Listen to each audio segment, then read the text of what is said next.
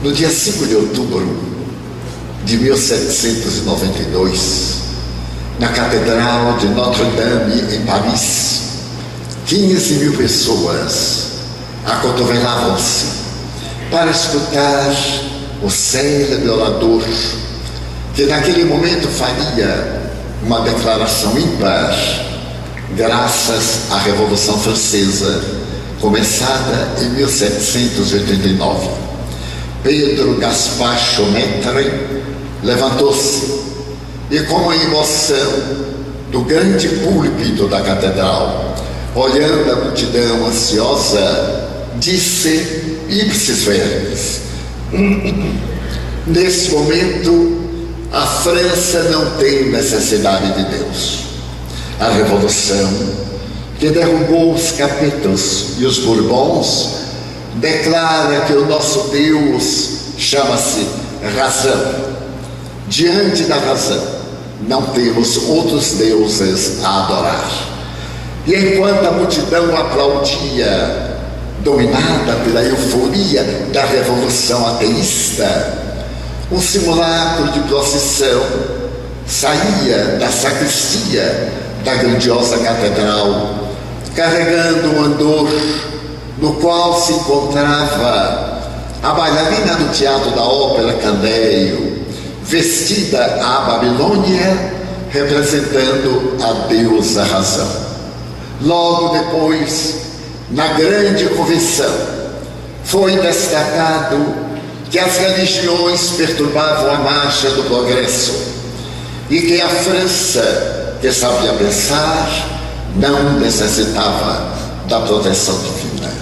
O materialismo tomou conta de todo o país. A intolerância chegou ao ponto de mudar o calendário.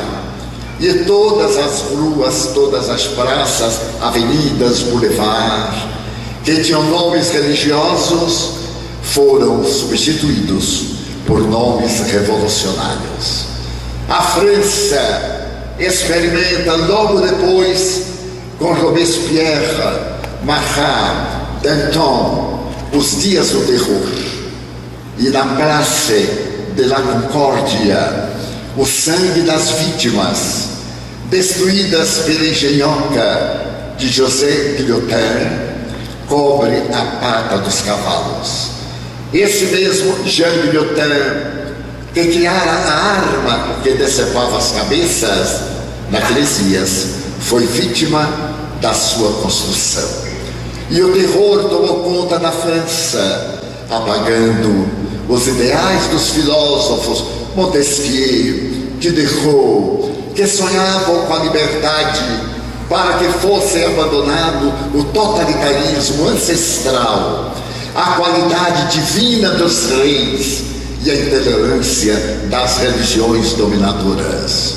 Pouco antes, Voltaire, que iria escrever a enciclopédia e se tornaria maçom naquele mesmo ano de 1792, na loja Nove Irmãs, com representação de Catarina da Rússia, do Império Britânico, da Suécia. Ele se levantaria aos 82 anos de idade e faria uma declaração que permanece como a redenção da alma deste homem notável. Dizem os meus adversários que eu não creio em Deus, e é verdade. Eu não creio no Deus que os homens fizeram, mas eu creio no Deus que fez os homens, porque a maçonaria, também chamada Sagrada Ordem, a maçonaria francesa, estabelece como fundamentais 3 questões que são os pilares da Sagrada Ordem: a crença em Deus, na imortalidade da alma e no tronco da solidariedade. Evidentemente não poderia receber um homem da altura de Voltaire se ele não fosse profundamente teísta. Mas em realidade o que ele não era vinculado às doutrinas ancestrais que governavam a Europa, porque o Deus arbitrário criado por essas doutrinas era um Deus vingador, humanoide, intolerante, razões pela qual ou pelas quais, mais tarde, quando o ínclito codificador da doutrina espírita é chamado a codificar esse patrimônio sublime da humanidade, tem uma preocupação: identificar o Deus que os homens fizeram, mas aquele Deus que fez os homens. E a sua primeira questão, conforme uma mensagem extraordinária pelas venerandas mãos do apóstolo da mediunidade Chico Xavier e da narração do Espírito Humberto de Campos, o eminente mestre passa uma noite de inquietação para fazer a construção da obra que deveria vencer os tempos. Qual seria a primeira questão, aquela mais importante? Ele veio à mente aquela respeita do incognoscível, e ele inicia a obra máxima com uma interrogação que vem equacionar o velho problema de definir o indefinível. E a questão está equizarada nas seguintes palavras: que é Deus? Ninguém se atrevera a definir Deus de maneira lógica, porque definir o infinito é limitá-lo. Definir Deus é colocá-lo dentro de uma série de palavras, perdendo ele o controle do continente para ser o conteúdo. E Allan Kardec, com sabedoria, ao formular a pergunta, mata o Deus antropomórfico, porque a pergunta ancestral da psicologia, da teologia, da sociologia era mal formulada. Ainda hoje perguntamos: quem é Deus? E a partícula quem significa o homem que. Qualquer resposta tem o caráter antropológico de um Deus humano, de um Deus que marcha à frente dos exércitos para matar filisteus em benefício daquela raça privilegiada que seria a sua. Então haveria dois deuses: o que construi um povo nobre, um povo tenaz, de constituição monoteísta, no imenso oceano do politeísmo ancestral, mas, indubitavelmente, tendo ele inimigos, não poderia a bondade suprema gerar qualquer forma de adversidade. Outro Deus, então, teria feito aqueles que, à semelhança do anjo decaído, voltara-se contra Deus. Allan Kardec, com sabedoria incomum, elabora a questão de maneira lógica: que é Deus? Que coisa? Que razão temos para entender esse Deus? E as entidades venerandas redarguem: é a inteligência suprema do universo, a causa primeira de todas as coisas. E iremos encontrar nessa definição uma elasticidade que vai ao infinito. A inteligência suprema, a causa primária de todas as coisas. E que prova se tem da existência de Deus? E derroga o notável dialético, porque Allan Kardec, acima de tudo, seguia a tradição socrático-platônica do diálogo. É uma das obras mais grandiosas da humanidade, o Livro dos Espíritos. Quem teve a oportunidade de estudar Platão, de ver os diálogos socráticos, a República e outros livros, recordará naturalmente que ele é o grande dialético que introduz na literatura clássica a arte difícil do diálogo. Kardec era profundamente platônico e pergunta: que provas se tem da existência de Deus? E as entidades venerandas respondem: no axioma que aplicais às vossas doutrinas, todo efeito provém de uma causa, logo aquilo que não foi feito pelo homem, por Deus foi feito. Nós chegaremos mais tarde a esta reflexão, quando teremos oportunidade ambas de abordar o tema que elegemos para a nossa oportunidade com os queridos amigos de Uberaba. em uma homenagem humilde ao venerando apóstolo Chico Xavier, que o meu coração reconhecido faz. Aquele discurso será logo depois combatido, porque um jovem na Córcega, numa ilha pertencente à França, de origem italiana, sai do anonimato imenso do mar e realiza conquistas para, no ano de 1802, firmar a segunda concordata com o Vaticano, trazendo Deus de volta à França. A humanidade é paradoxal. Um revolucionário expulsa Deus na tribuna de Notre-Dame, e o outro revolucionário, bélico, guerreiro, traz Deus de volta através do decreto com o documento no Vaticano. Mas esse homem, Napoleão Bonaparte, tem a ambição de transformar o mundo em estados moloques, tendo por capital Paris. As batalhas ininterruptas sucedem-se, as vitórias são alcançáveis, e esse homem extraordinário, no dia 2 de dezembro de 1804, naquela mesma catedral de Notre-Dame, deverá ser coroado imperador dos franceses, restabelecendo a antiga monarquia que a Revolução havia derrubado. E nessa efeméride inesquecível para a humanidade, porque é uma das maiores da história do mundo, diante de um coro de 200 vozes, essas vozes se levantam para a consagração de Napoleão Bonaparte, como um dia ocorrera fazia mais de 1000 anos, na grande catedral de Frankfurt, quando foi eleito o homem que deveria governar o Sacro Império Romano-Germânico, dominando praticamente toda a Europa. Napoleão exigiu que fosse realizado o ato com o mesmo instrumental daquele do passado, que estabelecera o poder temporal e dominador, que ele desejava ter as rédeas nas mãos.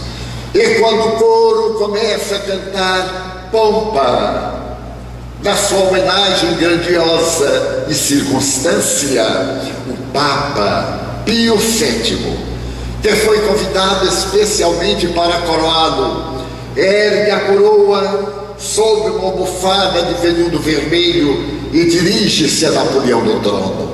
Napoleão levanta-se e, para escândalo do protocolo, arrebata a coroa das mãos do Papa e autocinge-se, humilhando o Papa publicamente.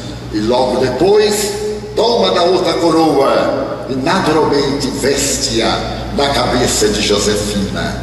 E para mostrar que o seu poder estava acima da religião, mandou encarcerar o Papa do seu castelo de Fontainebleau, rompendo a tradição entre a França e o Estado Vaticano. Mas agora estamos no século XIX. As lutas pelo ideal são muito grandes. Paris levanta-se com a doutrina do positivismo, o antigo iluminismo, que estabelecia na filosofia uma doutrina ética, cede lugar ao pensamento de Augusto Comte, que estabelece a desnecessidade de religião e prega uma ética verdadeiramente fascinante. Assevera o notável pensador, noivo da jovem Clotilde, que era necessário não nos preocuparmos com religião. Se houvesse vida depois da vida, quem procedesse bem seria feliz.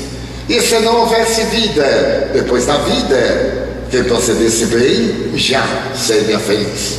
A proposta desta filosofia maravilhosa foi tão extraordinária que na proclamação da República Brasileira, o pavilhão nacional até hoje ostenta 3 palavras do positivismo: ordem e progresso. Esta filosofia arrebata, mas aquele homem que estava contra qualquer forma de religião apresenta um arquétipo que está presente na nossa herança ancestral, porque a noiva morre e ele, apaixonado por Clotilde de Vaux, nas aulas que dava na Universidade de La Sorbona, coloca uma cadeira de braços onde ela se sentava e recita mantras, exige que os seus alunos curvem-se em homenagem àquele ser adorado pela sua alma. É que a criatura humana, como muito bem disse o notável Carl Gustav Jung, tem necessidade psicológica de uma religião. Da mesma forma que é um animal gregário e necessita de outrem para viver, ele tem necessidade de uma fé religiosa para encontrar o estado luminoso. E Jung se houvera separado de Freud da doutrina totalitária da libido, apresentando que a criatura humana é o ser que sonha, que tem necessidade de luz, e criou a palavra luminoso, em latim, numen, luz, para dizer que a nossa vitória total somente se dará quando nós atingimos esse estado de integração do cosmos em plena natureza universal, esse estado de plenitude que Jesus chamava o reino dos céus. Nesse ambiente admirável, Napoleão Bonaparte atinge as maiores glórias jamais alcançadas por um líder guerreiro de hoje ou do passado pré-cristão. Mas, depois da derrota de Waterloo, na Bélgica, e do fracasso ante Nelson em Trafalgar, ele é mandado para o exílio, volta à França, governa por 100 dias e vai outra vez para Santa Helena e morre de uma misteriosa doença que se acredita ter sido um assassinato no dia 5 de maio de 1821. A França entra no outro regime de liberdades democráticas, de atividades bélicas. Paris é governada por um homem que, segundo a tradição, não tem as características, e então um descendente, sobrinho neto de Napoleão Bonaparte, propõe uma revolução democrática por volta de 1848. E logo depois, Napoleão III é levado ao mesmo lugar do seu ascendente, traindo os ideais da República Democrática para estabelecer de novo a monarquia. E para colher êxito, ele firma um contrato com a tradição religiosa dominante e estabelece o governo de pavor. São proibidas reuniões com mais de 25 pessoas, sem a autorização do Império. Não podem ser publicadas obras sem que passe pelo cuidadoso exame da Igreja Católica. E quando Allan Kardec manda o Livro dos Espíritos para passar pela censura, nós vemos a divindade abençoando esta obra, porque ela vai cair nas mãos de um venerando sacerdote, o Abade de Luxemburgo, que se fascina, que lê o livro e declara na primeira página: imprima-se o imprimato da Igreja, porque esse livro possui tudo aquilo que é indispensável para levar qualquer alma ao reino dos céus. A grandeza da doutrina espírita conseguirá superar a traição e a ignorância da censura que mantinha no cabresto da fé cega aqueles que não podiam pensar. Os reinos se sucedem, e desde aquele momento de Napoleão III, tem este uma oportunidade muito especial, no mês de abril de 1850, de conhecer um jovem médium anterior a Kardec, que está revolucionando a Europa. Ele chama de uma maneira muito peculiar o homem dos milagres, porque a sua vida é uma fenomenologia jamais escrita na história da humanidade. Daniel Douglas Hume. Daniel Douglas Hume consegue burlar a lei da gravidade e flutua na presença de sábios. A sua cabeça toca o teto E logo depois ele sorri para os investigadores e desaparece pela janela aberta. No terceiro andar, aquelas janelas de navalhas, em um orifício que não deveria ter 2 palmos. E todos correm a janela para vê-lo despedaçar-se no asfalto. Quando alguém bate na porta e vão abri-la, é Daniel que está voltando. E agora, admirados, os sábios perguntam: mas como foi isto? E ele diz simplesmente: assim. E toma postura e novamente é atirado no espaço. Quando Napoleão III soube, mandou chamá-lo ao grande palácio, hoje Louvre, e pede para fazer uma reunião convincente, porque o imperador era prestidigitador e tinha o hábito de realizar essas mágicas que divertem as pessoas. E esta sessão, que foi narrada para uma jovem austríaca, a princesa de Metternich, escrevendo a sua irmã, conta o espetáculo magistral de uma mesa de 80 quilos de jacarandá, certamente brasileiro, que se levanta no ar e chega diante do imperador e dobra-se, fazendo uma reverência. Os candelabros castiçais que estão sobre a mesa, ao a mesa voltar-se numa homenagem ao imperador, seria natural que escorregassem e despedaçassem-se. Também a toalha da mesa deveria seguir a lei da gravidade sempre, mas há algo especial. À medida que a mesa dobra-se, o tecido também se dobra, como se fosse uma lâmina. O imperador está agora tocado e percebe que o imenso tapete que cobre a mesa, uma obra de Lussard, parece ter alguma coisa embaixo. Saca de um punhal de ouro e rasga a tapeçaria para encontrar nada. Então, o médium, que está sentado numa poltrona, é empurrado pela poltrona. O imperador assusta-se e toda a corte reunida hoje naquela ala que está no primeiro piso do Museu do Louvre, onde estão ainda os exemplos e o material.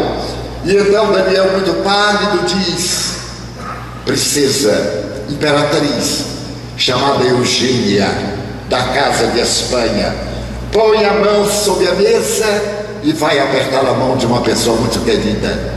Eugênia coloca a mão embaixo da mesa e dá um grito. O imperador pergunta: o que é? Pegue você mesmo. E ele pega e diz à corte: é a mão do meu sogro, a mão direita do meu sogro.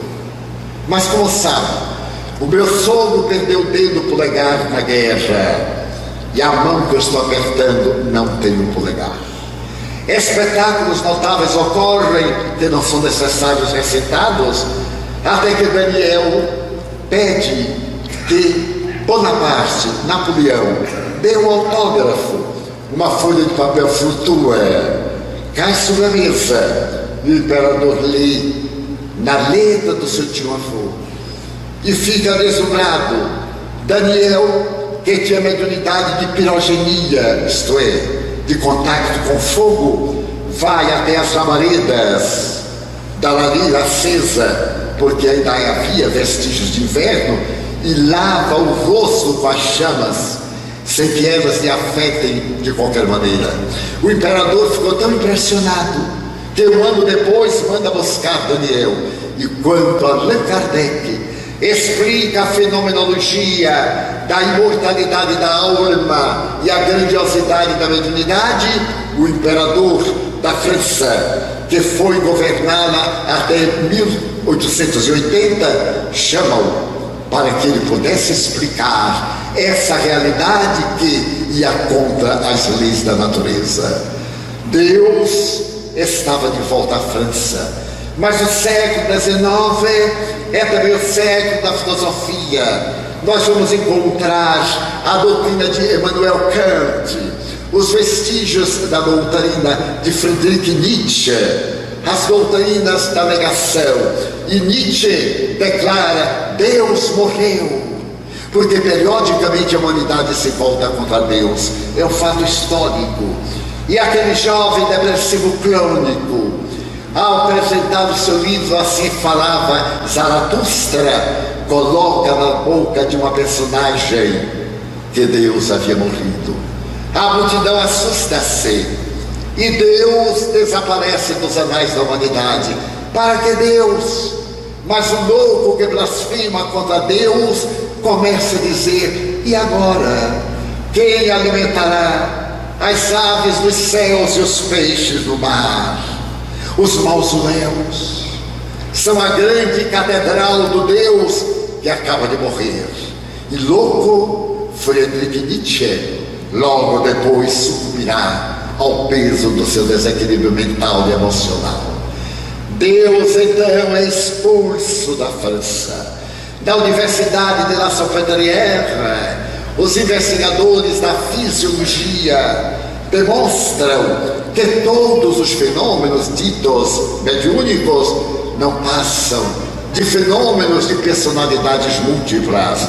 Uma obra publicada em 1889 vem dizer que nós arquivamos personalidades em nosso mundo íntimo e em estados alterados de consciência essas personalidades apresentam-se.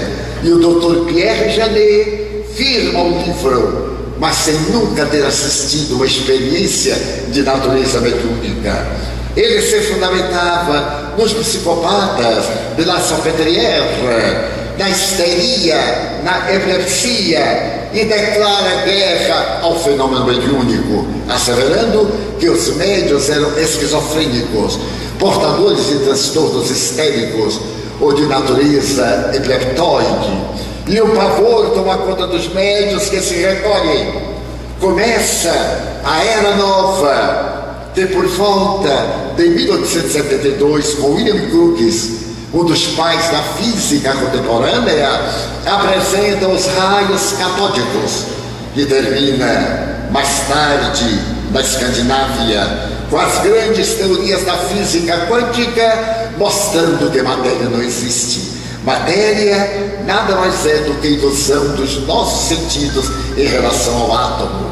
E grandes cientistas erguem-se para proclamar a sua crença em Deus. Deus volta outra vez aos arraiais das academias. Mas por volta dos anos 1960, há uma revolução sociológica. 4 jovens de Liverpool, na Inglaterra, começam a cantar suaves canções.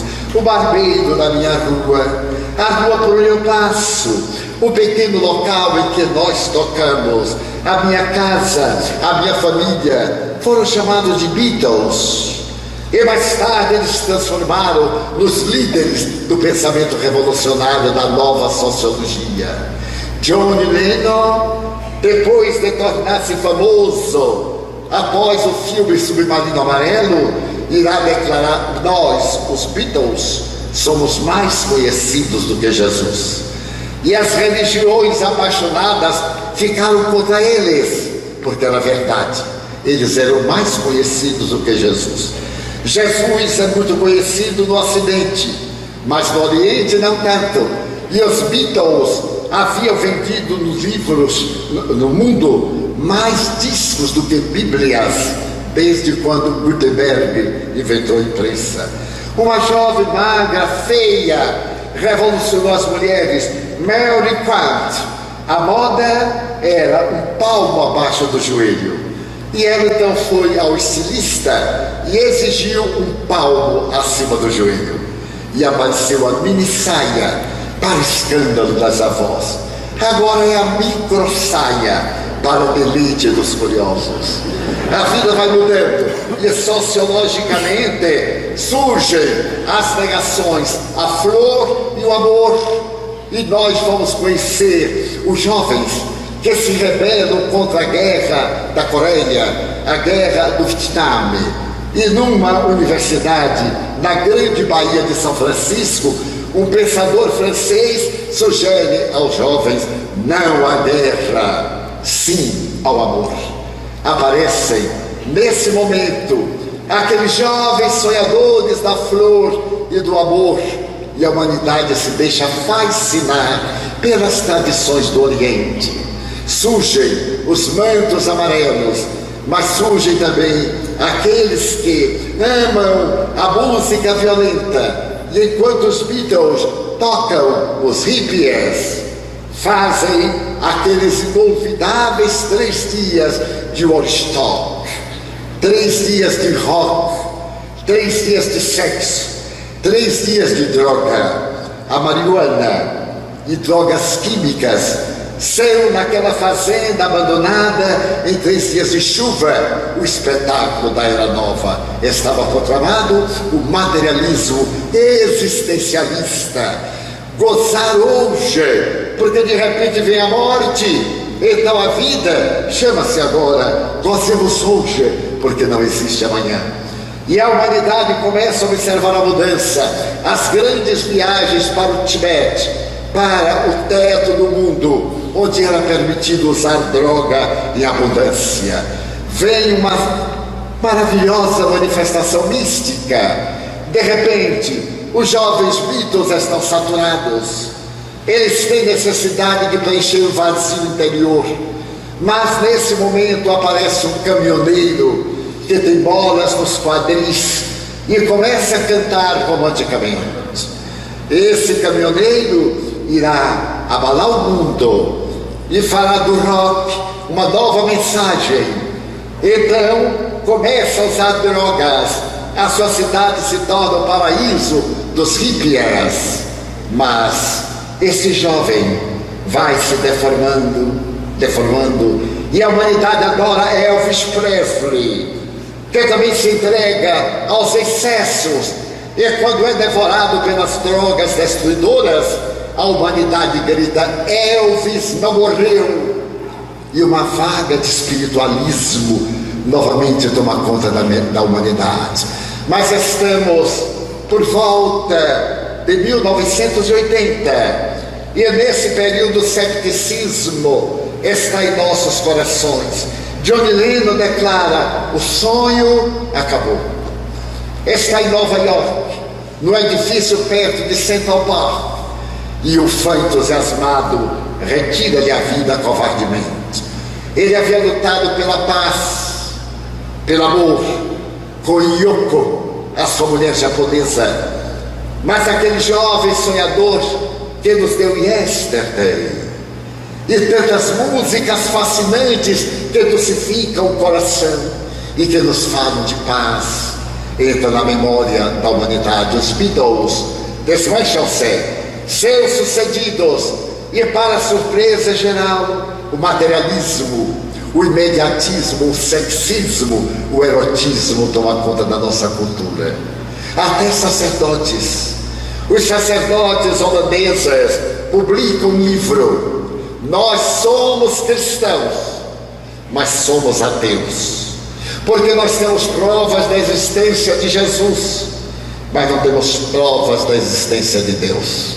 É nesse bártaro, nesse verdadeiro roda-moinho de desavenças, misérias, paixões, drogas, sexo e prazer, que se levanta em Nova York um extraordinário botânico, diretor do Museu de História Natural de Nova York por 40 anos, e resolve também entrar na luta. Haverá Deus? Não haverá Deus? Será possível acreditar-se que o Senhor acaso realizou essas experiências que se transformam na realidade do pensamento? E o Dr. Cassie Morrison publica uma obra a qual dá o nome 7 razões pelas quais eu creio em Deus. O seu livro é um sucesso, é um best-seller, e a mente humana vai absorvendo aqueles 7 princípios que nós iremos sintetizar para a melhor reflexão dos nossos corações amigos. O primeiro passo é uma experiência que qualquer um de nós pode fazer. Será que o universo é obra do acaso ou foi programado? Então vamos ver.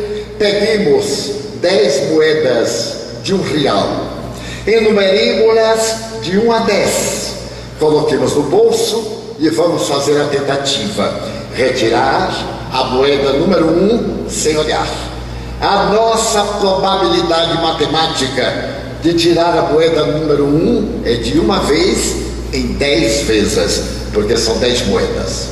Nós retiramos a número 1, devolvemos e vamos retirar a número 2. A nossa probabilidade é de um êxito em 100 vezes. Devolvemos a número 2 e ato contínuo, vamos tentar tirar a número 3. A nossa probabilidade é de um êxito em 1000 tentativas. Devolvemos a número 3, vamos tentar a número 4, e assim por diante até 10.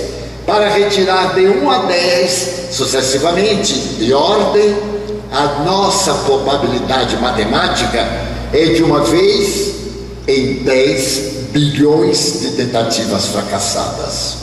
É matemática. Qualquer um pode testar em casa.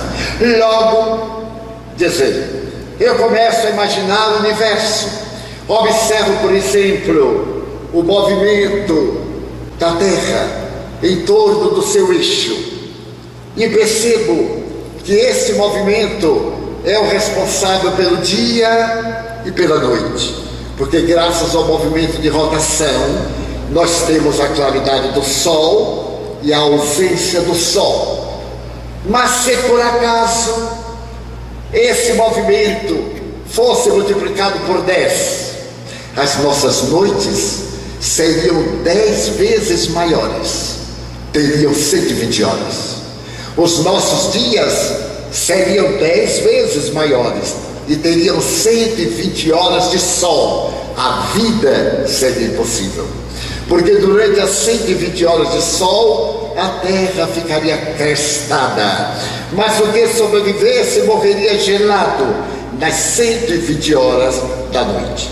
Então, por esta razão, eu creio em Deus. Alguém pensou, mas eu creio em Deus por causa da localização da Terra a 150 milhões de quilômetros de distância do Sol. Se por acaso a Terra estivesse a 140 milhões de quilômetros, não haveria vida, porque os raios infravermelhos, ultravioletas e caloríferos destruiriam tudo pela sua ardência. Mas, se por acaso a Terra estivesse a 160 milhões de quilômetros, a vida também não se daria, porque os raios mantenedores da vida não alcançariam a superfície do planeta pela sua distância. Logo, algo ou alguém pensou. Sabemos que a Terra está distante da Lua aproximadamente 300 mil quilômetros, mas não é por acaso, porque a pressão da Lua, seu magnetismo, é responsável pelas ondas das superfícies líquidas, dos mares, rios, lagos e etc. Mas não é por acaso. Se a Lua estivesse mais perto, as marés seriam tão altas que lavariam os Himalaias e a vida seria impossível. Logo, alguém pensou, mas se por acaso a Lua estivesse mais distante, a vida seria impossível, porque não teríamos essa pressão que mantém a lei da gravidade no nosso planeta. Logo, eu creio em Deus. Se por acaso a superfície do mar fosse mais funda, 3 metros, a vida seria impossível, porque absorveria todo o oxigênio do ar e não teria vida na superfície. Então, eu creio em Deus. Mas eu creio em Deus porque a nossa atmosfera é de 60 quilômetros. Mas não foi um acaso, foi exatamente uma providência, porque diariamente aerôlitos, pedaços de planetas, caem na direção da Terra, e ao entrarem em nossa atmosfera, eles ralam, e nós chamamos estrelas cadentes, e caem na Terra pequenos blocos. Se essa atmosfera não tivesse 60 quilômetros, tivesse 50, por exemplo, eles entrariam na Terra e destruiriam totalmente o planeta. Mas se por acaso fosse muito maior, a incidência do equilíbrio gravitacional sofreria uma grande diferença. Logo, por esta razão, eu creio em Deus. Mas eu creio em Deus por uma segunda razão, que se chama vida. Que é vida? Será que alguém já definiu vida? Se nós pensarmos nos grandes botânicos do século XIX, nos cientistas e filósofos da atualidade, nós acreditamos que vida foi muito bem definida, mas vida tem uma variedade tão grande que não pode ser definida. Para o psicólogo, é a realidade íntima da criatura humana. Para o agricultor, para o médico, para o cientista, para o filósofo, para cada um de nós, a vida tem o sentido do nosso nível cultural, emocional e de consciência. Porque a vida, diz o Dr. Cassie Morrison, é tão miraculosa que é um químico, um grande químico. Uma raiz introduz-se na terra e transforma lodo e água em madeira, em flor, em fruto, o que nenhum laboratório na terra conseguiu. É o milagre da química, é uma transformação.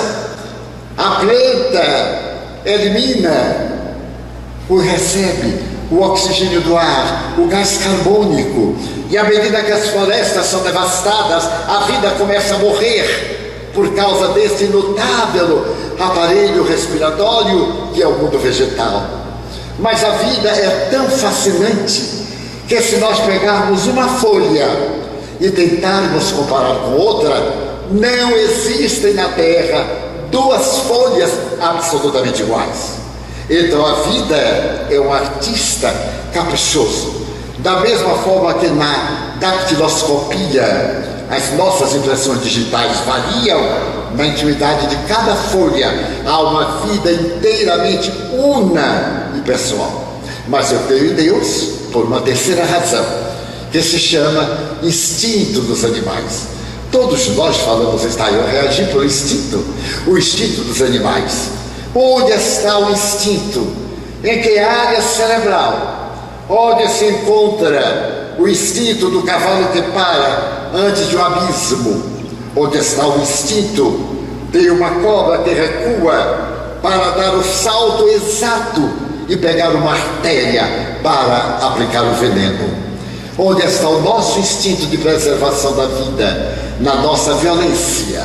O instinto pode ser examinado como algo extraordinário. Vamos meditar. Quando a vespa vai morrer, ela sabe que necessita de procriar, então ela vai desovar. Mas a vespa sabe que depois que desova, ela morre. E sabe que os seus filhos são carnívoros e não pode comer carne senão viva. Ela faz uma viagem e pega um gafanhoto, aplica no gafanhoto uma dose letal que o imobiliza, mas não o mata. Ele fica como carne congelada. Ela arrasta para o buraco e nas partes abdominais ela coloca os ovos, voa e morre. Mas ela sabe que as vespas vão sobreviver, porque aqueles filhos, quando nascem, de imediato começam a devorar o gafanhoto, porque todo inseto nasce adulto, com fome. Até parece cearense, da Revolução de 1780, a grande seca do Ceará. E eles vão comendo o gafanhoto das partes não mortais, até quando chegam à parte vital, o gafanhoto morre. Então as vespas estão em condições de voar e buscar o seu próprio alimento. Como? Como acaso pode fazer um emaranhado tão perfeito? Mas se isso nos chama atenção, as enguias, quando vão reproduzir-se, todas, do mundo inteiro, abandonam as águas e vêm para o arquipélago das Bermudas, as águas mais profundas do mundo. Ali então elas se reproduzem e morrem. Mas seus filhos possuem sonar, um radar, e nadam de volta para o lugar de onde vieram seus pais. E nunca foram encontradas em guias americanas em águas europeias, em guias europeias em águas americanas. Quem disse aí um dia que vai nascer, de onde vem a prole que ela pertence. Mas sem isso é fascinante o Salmão, que todo mundo conhece. Quando ele vai desovar, ele faz a viagem contra a correnteza e vai desovar no lugar em que ele nasceu. Se nós pegarmos o Salmão e colocarmos uma vertente do mesmo rio, ele sabe que não é ali. Ele retém a reprodução, faz a viagem de volta, reproduz e morre. E os seus descendentes voltam para as águas de onde vieram seus pais. Mas como explicar? No entanto, há algo que encanta o Brasil. Todos nós conhecemos o João de Barro, que faz a sua casa no alto das árvores. O João de Barro é tão notável que na primavera ele vai pousar no galho mais alto da árvore e põe o bico na direção do vento. Então ele sabe em que direção vai ventar no inverno que virá. Ele constrói a casa com a porta de entrada contra o vento do inverno. E não erra nunca, porque senão o vento frio mataria a sua prole. E isso produz uma inveja danada do serviço de meteorologia, que não acerta nunca. Então eu creio por causa do instinto dos animais, citando apenas ligeiramente alguns deles. Então, por esta razão, eu creio em Deus. Mas eu creio em Deus por uma razão científica, pelo protoplasma. O protoplasma é a razão da vida. Se toda a vida da Terra se acabasse, vegetal, animal e humana, e ficasse um protoplasma e um raio de sol, a incidência do raio de sol no protoplasma faria que ele experimentasse a multiplicação. E logo depois, em 10 bilhões de anos, a vida da Terra estaria toda refeita. Mas o protoplasma é tão pequeno, se a humanidade terrestre inteira fosse reduzida a protoplasma, não encheria um didal de costureiras. Então, eu creio em Deus. Como podem essas partículas subatômicas, um protoplasma, encaixar um adulto que tem 300 bilhões de células organizadas? Vamos ver o neuroblasto, a primeira célula, a célula que é resultado da fecundação, que transforma o óvulo em ovo. É uma célula única. De repente a mitose, a divisão, faz 2 e 4, 16. Mas uma dessas células tem a íris do olho, a outra tem o marfim do dente, tem a película da unha, tem a plasticidade do fígado, do neurônio cerebral. Meu Deus, como é que uma única célula pode reproduzir-se em variedade tão grande? Vamos trazer para a realidade. Eu pego um caroço de mamão e planto, e eu vou tirar do mamoeiro carambola, quiabos, machixe, tudo é um absurdo. Logo, diz o Dr. Kersi Morrison, alguém pensou, programou, e depois da decodificação do genoma humano, ficou estabelecido que alguém pensou, porque tudo que nos vai acontecer na área da saúde, o que nos aconteceu, está escrito no genoma, e pode ser detectada uma doença do porvir, e até mesmo erradicada, porque a ética da medicina ainda não liberou. Então eu creio em Deus por uma quinta razão, que se chama imaginação. Porque afinal, a memória do instinto é sempre a mesma vespa, o mesmo salmão. Mas, através da inteligência imaginativa, nós podemos compor as sinfonias. São 7 notas musicais e nós temos bilhões de músicas colocadas no pentagrama. Então não é possível que sem a inteligência pudesse haver qualquer forma de vida. E essa vida tão complexa, que nos dá o mais perfeito computador jamais imaginado em Atlanta, que joga nas nuvens a memória. A humanidade não pôde fazer um cérebro humano, mas o cérebro pôde fazer um computador cerebral. Então há uma outra razão pela qual eu creio em Deus, a de número 6, através do equilíbrio ecológico. Os australianos, há algumas dezenas de anos, tiveram vontade de transformar o seu país em uma região agrícola, mas a Austrália é praticamente um continente perdido nos mares. E o vento que sopra, e algum que vem da África, trazendo a poeira e as areias escaldantes, fizeram que a Austrália fosse um país praticamente morto. Mas os australianos desejavam para a sua vida de pecuaristas ter o alimento em abundância, o capim, outras vegetações.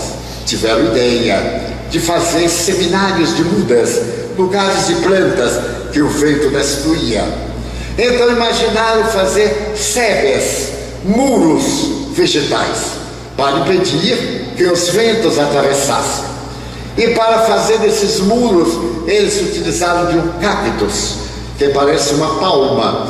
Plantaram os cactos e eles eram verdadeiras paredes vegetais. E começaram a fazer agora a horticultura. Mas o que aconteceu? Algo imprevisto. Essas palmas não têm inimigos naturais na região. Na época, não existia na ecologia aqueles insetos que comessem essas palmas, e elas começaram a multiplicar-se. Os ventos carregavam pólen, e em toda a parte da Austrália começou a haver a dominação das palmas. As palmas destruíram fazendas, destruíram cidades, se usou lança-chamas, se usou herbicidas, se usou tratores, e as palmas decretaram que iam destruir a Austrália. Em um congresso de entomologia de estudiosos de insetos em Sydney, o mundo começou a pensar o que fazer. Não havia como deter aquelas palmas que o vento levava para toda parte. E alguém sugeriu, se levasse para lá o inimigo natural, um inseto que gostasse de palmas e que fosse bom reprodutor, que tivesse muita fome, o problema estaria resolvido. E começaram a pesquisar no mundo. E eu duvido que os senhores saibam onde encontrar este inseto. No Nordeste brasileiro. Um inseto bom reprodutor, faminto, e que só come daquela palma. Levaram os insetos brasileiros e jogaram lá. E eles começaram, no ritmo do samba, a comer a palma. E em breve se tornaram uma calamidade. As palmas diminuíram, e agora o que é que nós fazemos com os insetos? Que se multiplicaram. A lei ecológica estabeleceu que os insetos também morreram, e ficaram insetos para palmas e palmas para insetos. E a Austrália hoje é este mundo fantástico de esperança, graças aos insetos brasileiros, que não têm fome, só têm apetite. Então, por esta razão, eu creio em Deus. Uma sexta razão, aliás, por uma razão muito interessante. Os insetos, na entomologia, a ciência que os estuda, estão classificadas 750 mil famílias de insetos. Mas por que a humanidade sobrevive? Porque o inseto não cresce, ele tem um limite para o crescimento.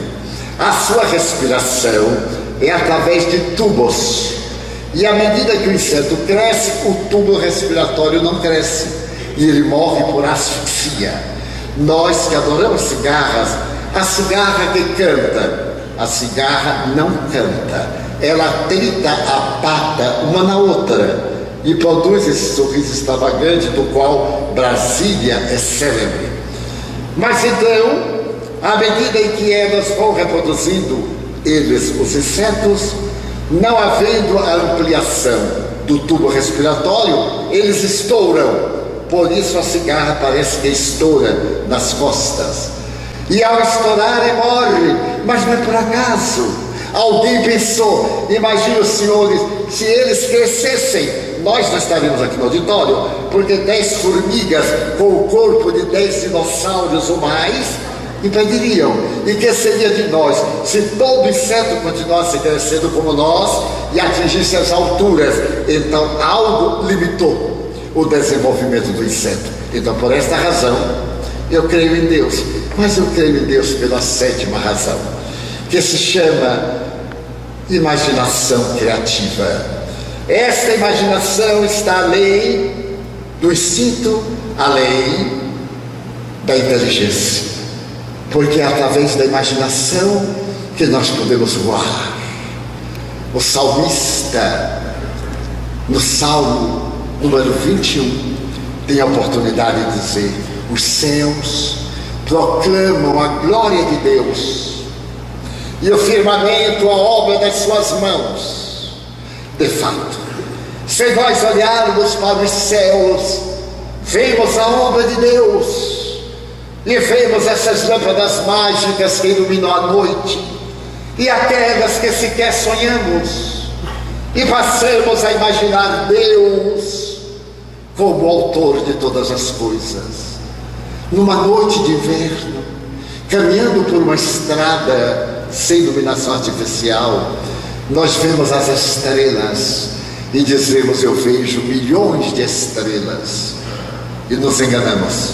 Somente são visíveis a olho nu 5.000, mas em realidade 2.500, porque as outras 2.500 estão do outro lado. Quem duvidar pode contar hoje de noite. Mas se nós usarmos o binóculo, podemos vê-las 15.000. Se nós usarmos o telescópio doméstico, podemos ver 150.000. Se usarmos o telescópio de Monte Palomar, na Califórnia, podemos ver 30 milhões. Se usarmos o telescópio Hubble, que está ainda em volta da Terra, apesar de sua função ter acabado e ele continua mandando mensagem, nós poderíamos ver em nossa Via Láctea 200 bilhões de estrelas cantando a glória de Deus. E diríamos: Betelgeuse, a ponta da Virgem, e saberíamos que aquela é de primeira grandeza por causa da sua luz azulácea, porque as estrelas são como as mulheres, quando jovens brilham, mas depois esmaecem como o sol, que é uma estrela de 5ª grandeza, fica meio amarelada, e com o tempo vai ficando vermelha, as estrelas anãs que desaparecem. Nós vemos esta riqueza quando o universo nos fala que existem 100 bilhões de galáxias, e que em cada segundo uma galáxia é devorada pelos buracos negros e outra galáxia surge da poeira estelar. Fascina-nos a alma a grandiosidade do macrocosmo, que não dá lugar à nossa imaginação de conceber esse céu, esse caminho de Santiago, essa beleza que parecem manchas perdidas das volúpias de maneiras circulares das grandes galáxias. Então nós ficamos fascinados, tocamos o peito, levamos a língua ao véu palatino e Deus sai das estrelas para o nosso corpo, porque neste movimento lingual 5.000 corpúsculos gustativos encarregam-se de nos dar a sensação do sabor, a temperatura, a qualidade do sal ou do açúcar, e ao mesmo tempo produzirem uma saliva. Quando nós somos alegres, essa saliva fica carregada de produtos que nos tornam perfeitamente imunizados contra doenças do aparelho respiratório. A imunoglobulina é uma substância da alegria. Recomenda Jung: sorria. À medida que você sorrir, não gargalhe, sorria. Você produzirá na saliva essa substância que responde também pela digestão. A digestão é fascinante. Eu sinto o cheiro de carne assada, de um churrasco gaúcho, dos pampas, que entra por aqui, imediatamente o estômago prepara a substância para digerir aquele churrasco. E nós pegamos a carne gordinha, assadinha na ponta, que faz muito bem para o colesterol. E então nós vamos pegando, cortamos. Não, eu não posso, eu sou vegetariano. E agora eu me lembro de alface. O estômago joga fora toda aquela substância e começa a preparar o digestivo para a alface, para qualquer outra substância vegetal. E na hora que nós vamos comer, mas não é isso, eu sou lago do ovo. E o estômago diz que, cara, não aguenta esse cara, joga fora e prepara no milagre grandioso de álcalis, bases e sais minerais produzidos pelo nosso organismo, que possui todas as substâncias químicas conhecidas. As endorfinas são muito mais poderosas do que a morfina, e nós produzimos em nosso cérebro essas endorfinas, as celeucinas, através do estado de saúde ou de perturbação emocional. Tudo começa na cabeça, no pensamento. É a teoria da ciência, é a teoria do espiritismo. Somos um espírito imortal. A nossa vida está escrita em nossos atos do perispírito. Esse corpo intermediário, também chamado corpo astral, pelas doutrinas esotéricas do ontem e do hoje. Mas então nós vemos que Deus, se por acaso eu pego um alfinete e dou uma picada na minha pele, Ele destrói milhares de capilares, vasos muito pequenos, com uma potência reduzida. E de imediato, outros capilares vêm para o lugar. Se eu tomo talho, vem a hemorragia. E de imediato, o organismo produz um coágulo tampão e atira aquele coágulo para poder fazer que cesse o sangue, com exceção dos hemofílicos, que devem ter muito cuidado para evitar estados de hemorragia que podem levar à morte. Então eu levo a mão à cabeça e toco a coisa mais divina, que é a arte de pensar.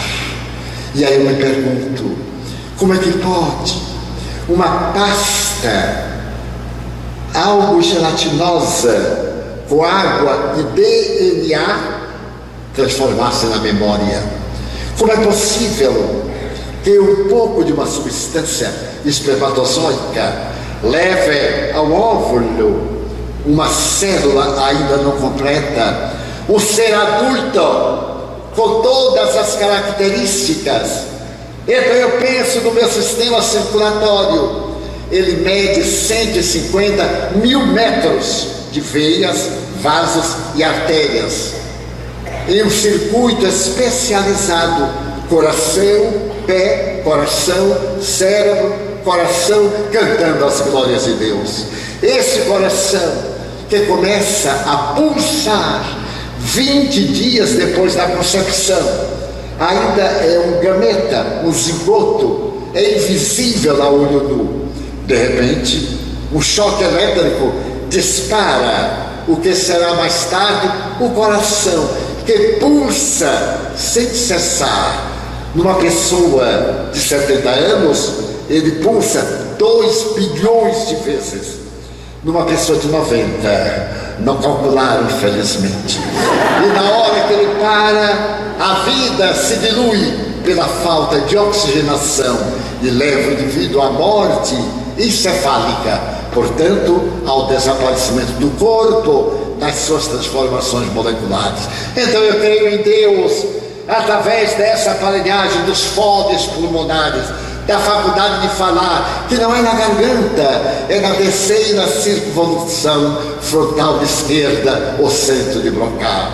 Então eu procuro lembrar-me de uma velha canção, e essa velha canção está impressa em uma gota gelatinosa, que é a minha memória.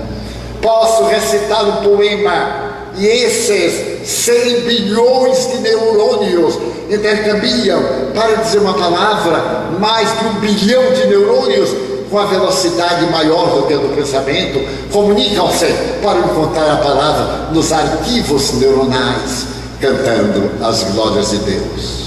A doutrina espírita, dando-nos a certeza da imortalidade, oferece-nos a paisagem reencarnacionista, para que esses equipamentos que foram trabalhados durante 2 bilhões de anos, desde quando as águas salgadas dos oceanos fizeram o primeiro isolamento dos açúcares e nasceu o primeiro tubo que ia ser a criatura humana na sua escala de natureza antropológica, faz que nós, através do pensamento e do psiquismo, comecemos a pensar na grandeza de Deus e a nossa alma envolvida na ternura de uma sinfonia que se chama o amor. O amor é a sinfonia universal. Se fizermos silêncio para ouvirmos as estrelas, compreenderemos a sinfonia transcendental da ternura. Essa musicalidade sublime que dá vida, que tira a vida, que transtorna, que enlouquece, mas que diviniza. Perguntaram a Miguel Ângelo: como é que você pôde fazer La Pietà? Como é que você pôde fazer Moisés? A estátua que está no Monte Aventino, em Roma, na igreja de São Pedro a Ferros, é tão perfeita que o próprio Miguel Ângelo, depois de contemplar a obra, tomou do martelo de borracha e chegou no joelho e gritou: fala, porque a gente quase que respira pela estátua, e ficou a marca até hoje. Perguntaram como é que você pode pegar um pedaço de bloco de mármore de Carrara ou de uma pedra qualquer, cinzelá-la e fazer que as veias fiquem transparentes. Ele disse: mas é muito fácil. Quando eu olho para a pedra, não vejo a pedra, eu vejo a estátua. O meu trabalho é tirar aquilo que está impedindo a estátua de aparecer. Eu então fui olhar o Moisés, fiquei na frente do Moisés 10 minutos, e à medida que eu me deslumbrava, daí a pouco eu prendi a respiração para acompanhar o Moisés. Eu digo: o quê? Morrer em Roma por falta de ar? Negativo. Deixei Moisés em paz e desci para poder fitar o Coliseu e lembrar-me daquele tormento de amor das almas que se entregavam em holocausto de amor ao poeta de Nazaré, ao doce Galileu, àquele homem que teve a audácia de dizer: os séculos passarão, mas as minhas palavras não passarão. 2000 anos, e ainda parece que nós ouvimos a suave canção da montanha, ou a parábola do filho pródigo, que é tão semelhante a nós, que abandonamos a paternidade divina para irmos comer alfafa ou aquela fruta dura que os porcos rejeitam. Nós que temos um Pai generoso, que é Deus, e preferimos, no entanto, trabalhar na miséria entre os suínos. Não, eu voltarei para a casa de meu Pai. E fazemos a viagem de volta. Essa parábola que é encantadora, o A do Bom Samaritano, que é o mais belo poema de solidariedade do mundo em todos os tempos, remete-nos o Espiritismo para lá, e nós começamos a fitar na ternura do amor. Que seria a vida sem esse sentimento? E gostaria de permitir-me narrar uma história de amor. Ela era a mulher mais importante da América, morava em São Francisco, na Califórnia. Era a mulher mais rica do continente americano. Era casada com o senador da República, que era ao mesmo tempo o governador da Califórnia. Morava na Grande Bahia, em um lugar encantador. Ali em Palo Alto, o seu palácio, a sua mansão de mármore com peças raras do mundo, era a habitação de Madame Stanford, o senador e governador Stoffel, casado com ela, era apaixonado, porque Madame tinha tudo, inclusive um filho, na época desses acontecimentos, com 11 anos, um filho frágil, de olhos verdes, como duas esmeraldas. E a mãe dizia: meu filho, se eu pudesse, eu arrancava teus olhos, faria um pendentif e colocava no meu colo. Madame tinha tudo, era rica, era bela, era a primeira dama, e era magra, já naquela época, do século XIX, mas não era mãe. Ela reproduziu um filho, e como certas mães da atualidade, não tinham tempo para o filho. O tempo de Madame era nos converscotes, nas representações políticas, nos bailes, nas festas da glória, e possuía uma carruagem folheada a ouro. Quando a carruagem de Madame passava pelas ruas de São Francisco, com um lenço belga, ela acenava e a inveja ia nas rodas da carruagem. Mas ela era feliz. Em sentido oposto, seu filho Leland amava com extremada loucura. Ele a olhava e sorria. E Madame dizia: meu filho é feliz. Ela confundia sorriso com felicidade. Porque nós vivemos uma ala do palácio. Ele tem uma aia francesa, uma funcionária alemã, e tem uma ama inglesa, e todo o conforto. Ele tinha tudo, mas não tinha mãe. Isso não é importante. Ainda hoje nós temos aparelhos eletrônicos. Podemos colocar a câmera de televisão sobre o leito do nosso filho e vamos para o baile, vamos para o trabalho e acompanhamos eletronicamente nosso filho. Temos a babá, a enfermeira, e perguntamos: ele comeu direitinho? Comeu, senhora. Ele teve febrícula? Não, senhora. Mas ele não tem mãe. Ele tem empregadas, que por mais dedicadas não são mães. É natural que eles vão ter um vazio existencial. Não receberam a carícia das mãos, esse beijo tranquilo sobre o cabelo na hora de dormir. E eu me lembro de minha mãe analfabeta, que nos punha a dormir e cantarolava baixinho, passando a mão em nossa cabeça e coçando o cafuné. Eu me lembro daquela mulher humilde que me colocava e aos meus 12 irmãos entre as pernas, que unia nossas mãos em súplica e dizia: repita, meu filho, Pai nosso que estás nos céus. Você entendeu? Não, é Deus, é o Pai da humanidade inteira. Ele está lá onde nós não entendemos. Pai nosso que estás nos céus, santificado seja o vosso nome. Não diga o nome de Deus por qualquer bobagem. Esse é nosso Pai. As criaturas são nossas irmãs, até as pessoas feias, mal educadas, agressivas, perversas, criminosas, nossos irmãos, porque nós não temos o destino na mão, nós trabalhamos o destino.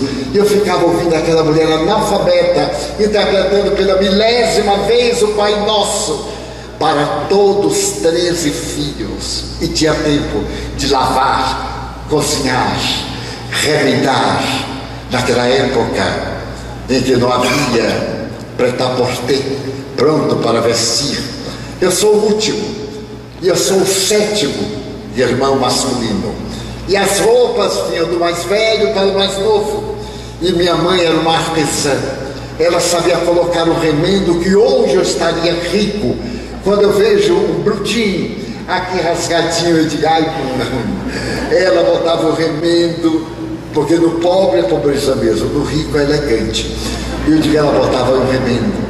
E é quando a roupa dos meus irmãos chegava em mim, isto é, quando eu atingia 5, 10, 15 anos e vestia, eu não sabia qual era a cor original do tecido primeiro, porque era aquela colcha de retalhos maravilhosa, e eu parecia um arlequim, eu e os meus irmãos.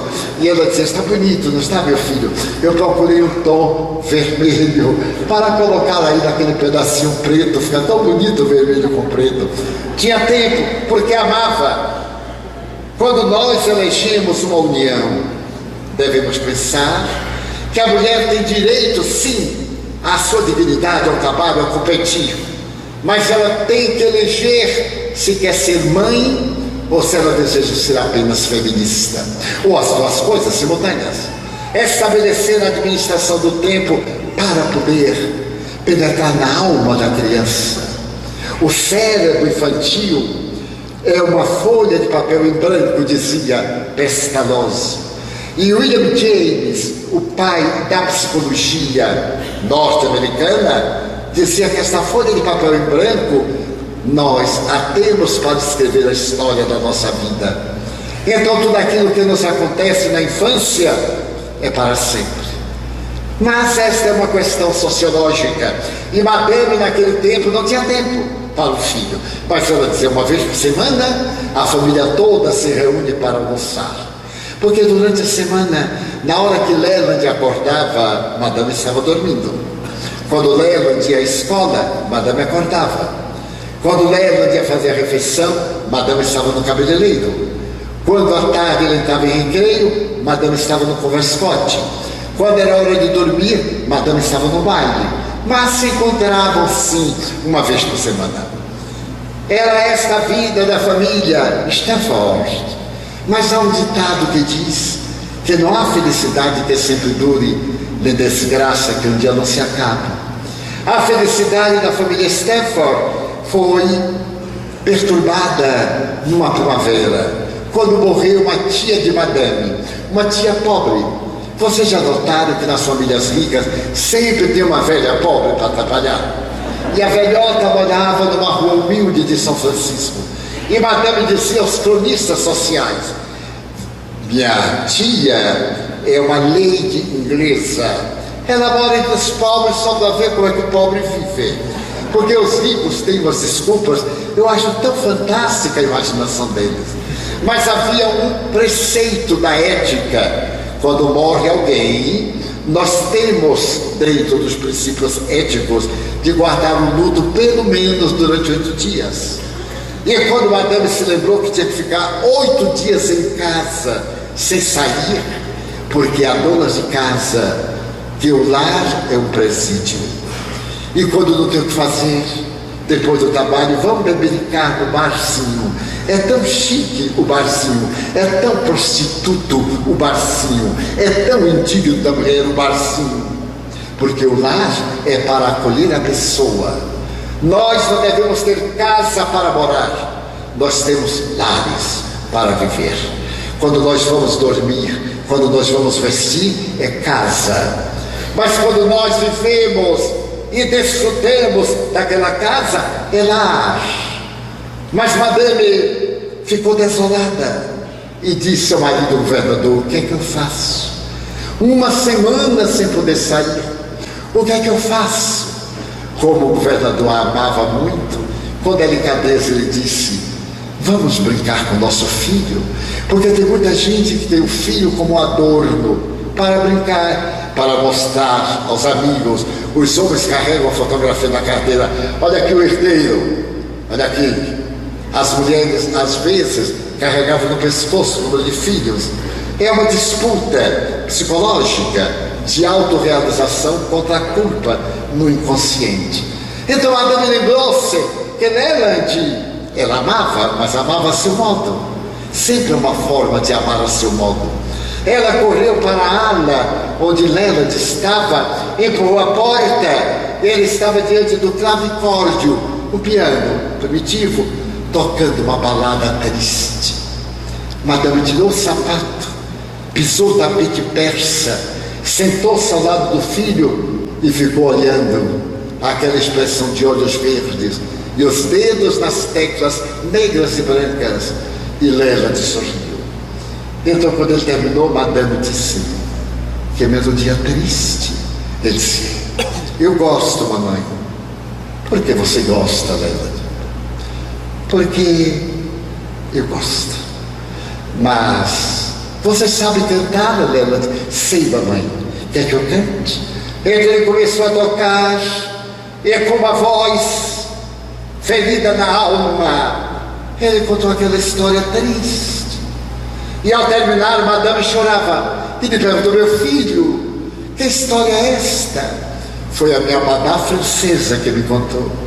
É a história de um pescador da Normandia que era casado e tinha um filho como eu.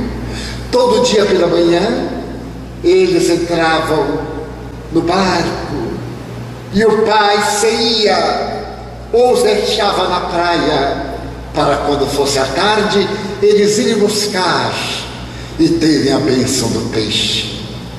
Mas um dia a mãe e o filho ficaram no monte e o pai deu adeus, a vela enfunou e ele foi e não voltou, nem à tarde, nem no outro dia, nem na outra tarde, nem no dia seguinte. Então a mãe disse ao filho: fica, espera por mim. Entrou no mar para salvar o marido das sereias, e ela entrou e desapareceu das águas, e o filho ficou olhando o mar até hoje, esperando a mãe e o pai voltarem. Olha, felizmente tu nos tens, a mim e a teu pai.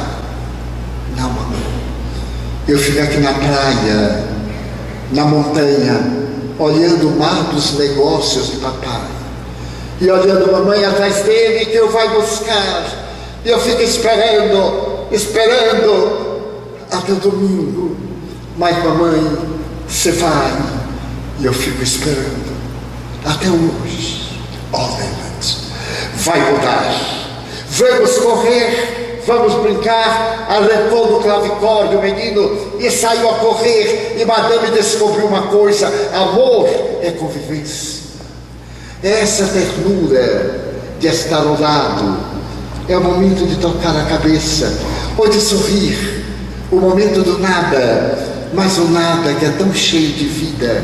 Ela descobriu que amava Leland à medida em que brincavam, até que Leland lhe perguntou: mamãe, por que durante essa semana você está comigo? Ah, Leland, morreu aquela bruxa da sua tia. E achou de morrer no verão? Podia ter morrido no inverno, ninguém sabia. Agora na abertura da ópera, e então a etiqueta manda que fique em casa durante 8 dias. Por isso estou com você. Mamãe, e quantas tias você ainda tem? Não é exatamente assim.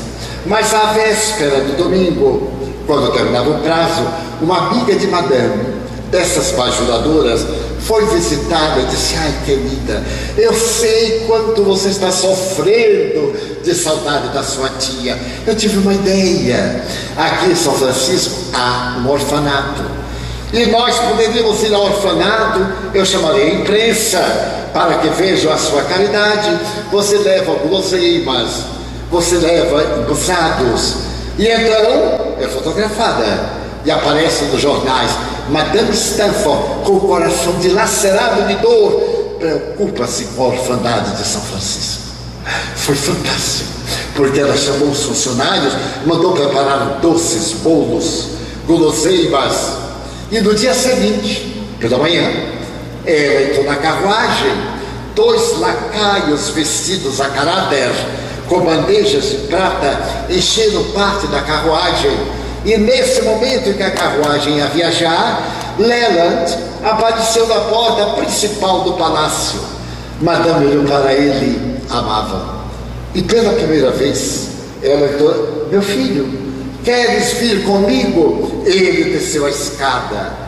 Parecia uma tela de Gainsborough, vestido de veludo azul, com uma pluma de egrete no cabelo, no chapéu. Ele tirou o chapéu, entrou na carruagem, bateu a porta e perguntou: mamãe, aonde nós vamos? E ela disse: ao orfanato. Ah, que é orfanato, mamãe? Eu não conheço essa palavra. Olha, meu filho, orfanato. Orfanato é um lugar de órfãos. Mamãe, e quem são órfãos? Mas tu não sabes? Não. Lá em casa nunca se pronunciou este nome. Deixa-me dizer órfãos. Órfãos são esses moleques de rua, a ralé, esses miseráveis, esses vergonha da sociedade, que são recolhidos numa casa de proteção. São crianças com fome, mamãe. Aqui em São Francisco tem crianças com fome? Sim, meu filho.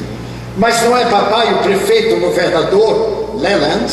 Isso é questão de política, eu não me envolvo. Mas mamãe, crianças com fome? Em nossa casa se atiram pães aos cães, porque eu não tenho apetite, tem tanta comida. E os órfãos, Leland, não me perturbes.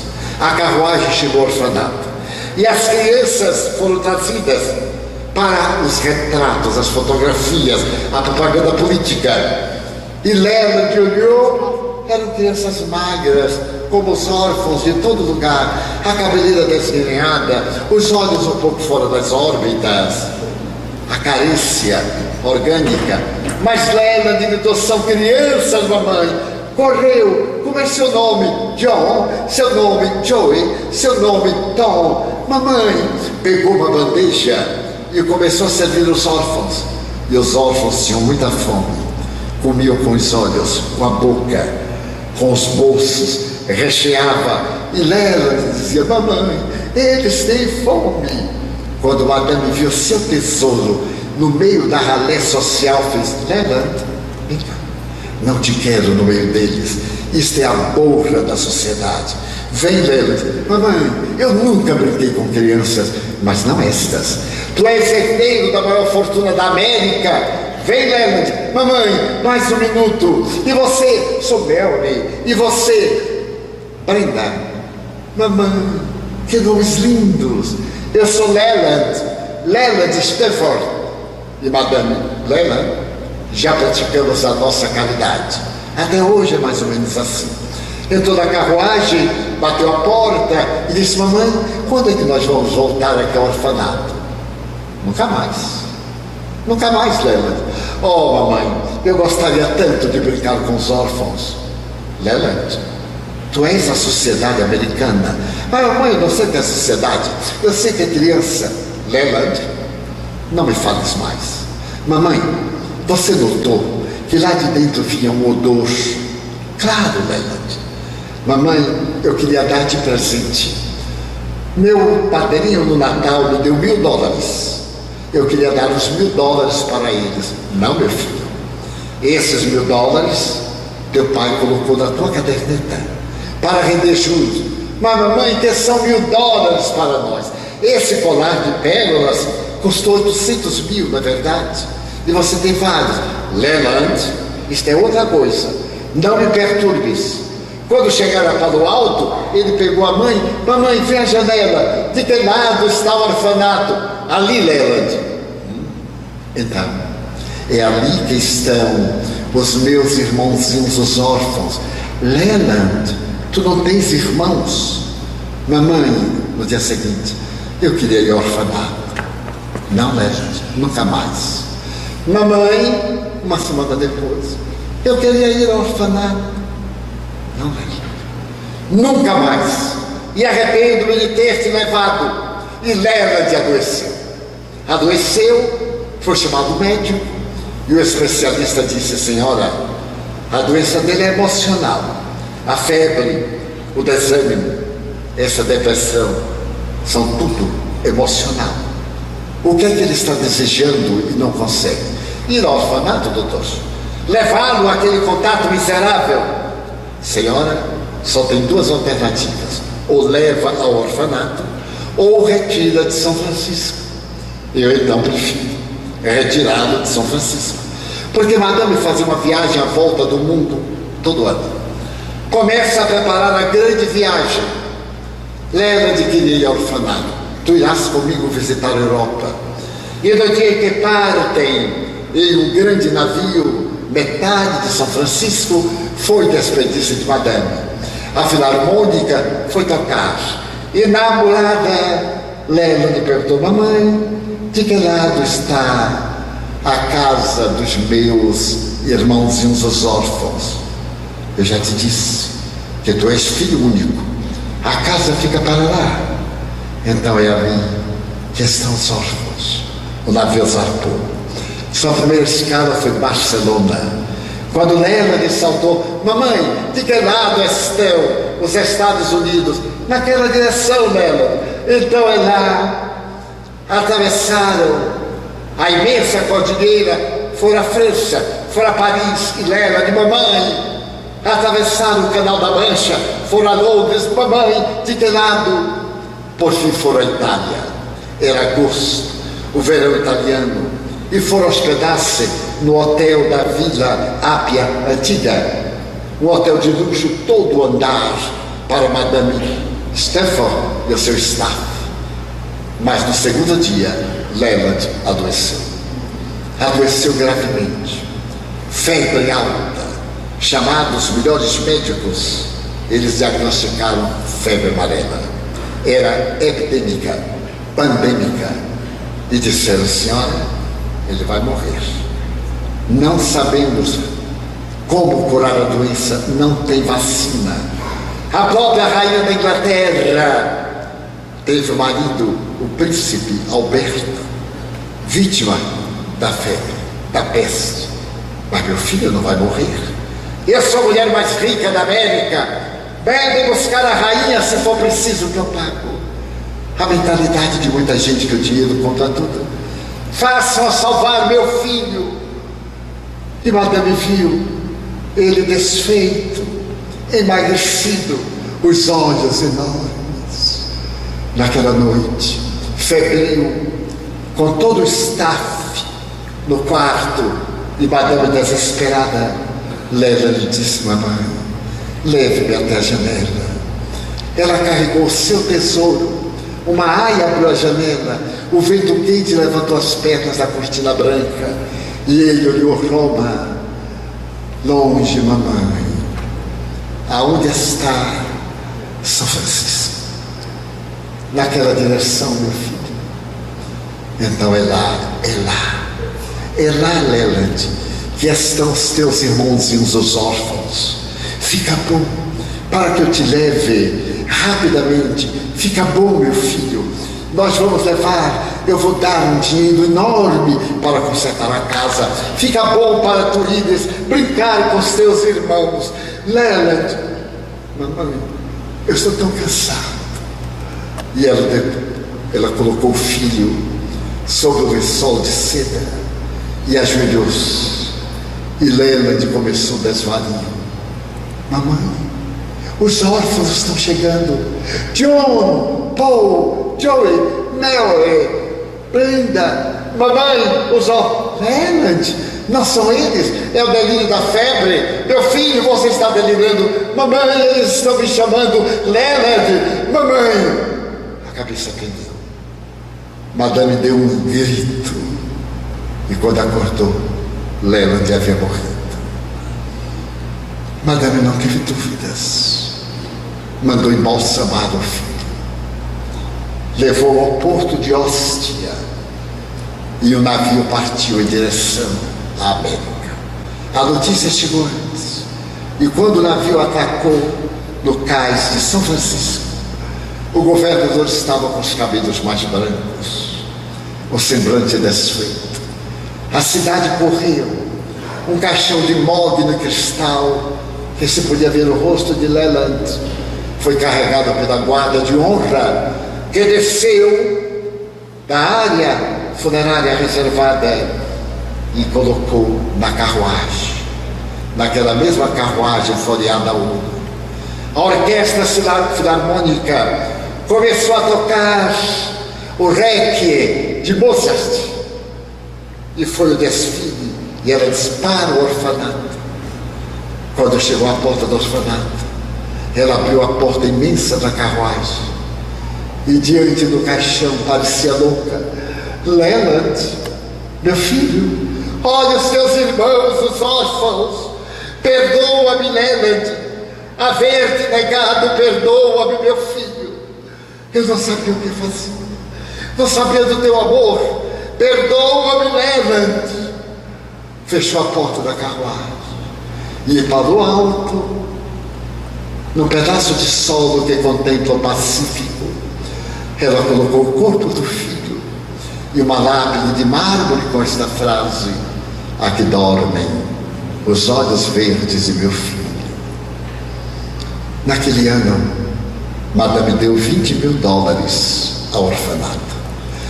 No ano seguinte, Madame construiu 2 orfanatos. No 3º ano, o marido morreu. No 4º ano, Madame descobriu que os órfãos não necessitavam somente de mães e de pães, mas também de educação. Madame vendeu tudo o que tinha, as coleções reunidas das viagens ao mundo, e transformou Palo Alto na Universidade Stanford, uma das 10 maiores e melhores do mundo na atualidade. E quando a Universidade Stanford atingiu seu esplendor, um jornalista brasileiro chamado Felipe Terra foi visitar Madame, que morava no subúrbio, numa casa modesta. E então ele perguntou: Madame, a senhora deu tudo que tinha para que os meus filhos recebessem educação. Madame, e aqueles $1.000? Também eram de meu filho. Eu não podia dar. Transformei-os numa fundação. São mais de $1 milhão para educar qualquer criança órfã, de olhos verdes, em homenagem a meu filho. Porque ao perder meu filho, eu perdi tudo. Passei a amar a memória, passei a sentir a angústia de não haver atendido meu filho por um capricho meu. E Madame dobrou a cabeça e chorou longamente. Madame Stanford, na atualidade, eu estive lá, proferi conferências na Universidade de Stanford, na Baía de São Francisco. Pude ver o retrato, a foto de Leland Stanford com a sua roupa azul. Então eu me lembrei de Deus, do amor de Deus, que mandou à terra esse anjo azul para poder fazer do coração desta mulher um oceano de evangelho. Era necessário que o amor ferisse-lhe as entranhas da alma, para que o seu Deus se transformasse na imensa luz da caridade. Então eu repetiria as palavras do Dr. Cresce Morrison: eu creio em Deus, porque o seu amor, conforme João Evangelista, está dentro do meu coração. E te digo: eu te amo, Senhor, com as feras mais profundas da alma, e não necessito de nada de fora para te amar. Quando vejo o meu coração fremir em uma palavra, eu te amo. Ou quando vejo o corpo tremer ao toque de ternura do ser amado. Ou quando posso sonhar que um dia serei arrebatado pelas asas do amor da tua direção, e o teu filho me perguntará: tu me amas? E repetirá a pergunta: tu me amas? E pela terceira vez: tu me amas? Então volta à terra e vai cantar o amor para as almas sensíveis.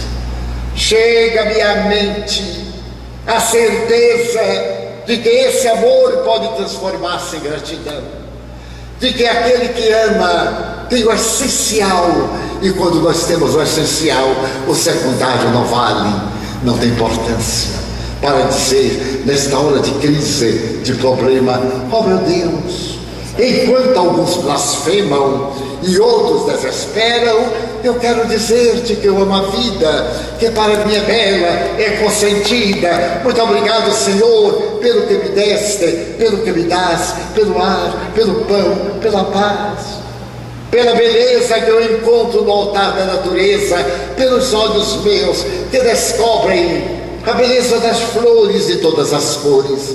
Mas diante da minha visão, eu te quero pedir pelos cegos que se debatem na multidão, que choram na solidão, que andam na escuridão. Por eles eu oro, E a Ti eu imploro com miseração, porque eu sei que depois desta lida, na outra vida, eles também enxergarão. Muito obrigado, Senhor, pelos ouvidos meus, que me foram dados por Deus, ouvidos que ouvem o tamborilar da chuva no telheiro, a melodia do vento que sopra no olmeiro, as lágrimas que vertem os olhos do mundo inteiro, ouvidos que ouvem a música do povo que desce do morro na praça a cantar a melodia dos imortais. A gente ouve uma vez, não esquece nunca mais, a voz melodiosa, canora, melancólica do boiadeiro, e a dor que geme e que chora no coração do mundo inteiro. Pela minha faculdade de ouvir, deixa-me pelos surdos pedir. Eu sei que depois desta prova, na vida nova, eles voltarão a ouvir. Obrigado pela minha voz e pela sua voz, pela voz que ama, que canta, que alfabetiza, que ilumina, que legisla, que trauteia uma canção, e o teu nome profere com doce emoção. Diante da minha melodia, deixa-me dizer-te da minha alegria, porque sofro de afasia. Um dia, além do além, cantarei a sublime melodia. Obrigado pelas minhas mãos, mãos que aram, mãos que semeiam, mãos que agasalham, mãos de ternura, que libertam da amargura, mãos que apertam mãos, mãos dos adeuses, que limpam feridas, que enxugam lágrimas, dores das vidas, pelas mãos de sinfonias, pelas mãos de cirurgias, mãos de poesias, mãos de psicografias, pelas mãos que atendem a velhice, a dor, o desamor, pelas mãos que no seio embalam o corpo de um filho alheio sem receio, e pelos pés que me levam a andar sem reclamar. Obrigado, Senhor, porque eu posso bailar diante do meu corpo perfeito. Eu vejo na terra aleijados, deformados, paralisados, que não se podem movimentar. Eu oro por eles, porque eu sei que depois desta expiação, na outra reencarnação, eles também bailarão. Obrigado por fim pelo meu lar. É tão maravilhoso ter um lar.